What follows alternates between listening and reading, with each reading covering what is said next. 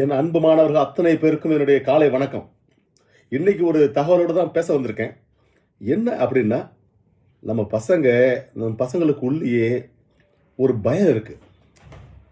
இந்த பயம் 2 விதமான பயங்கள் இருக்கு. ஒண்ணு இந்த கோர்ஸ் ரொம்ப டஃப்பா இருக்கும். இத எடுக்கலாமா வேணாமா அப்படிங்கிற ஒரு பயம். இன்னொரு பயம் என்னன்னா, இது எடுத்தோம்னா அது சரியான முறையில நம்ம முடிக்க முடியுமா? இந்த 2 பயம். 2 பயத்துக்கும் ஒரே ஆன்சர் தான். நீ வெளியிலிருந்து பார்க்குற, உனக்கு அதுல அனுபவம் கிடையாது.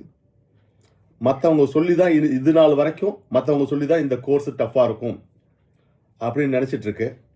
நீ கோர்ஸ்க்குள்ள வா. இங்க உள்ள இந்த சிலபஸ் எடுத்து பாரு. இங்க உள்ள சப்ஜெக்ட்ஸ் எடுத்து படிச்சு பாரு.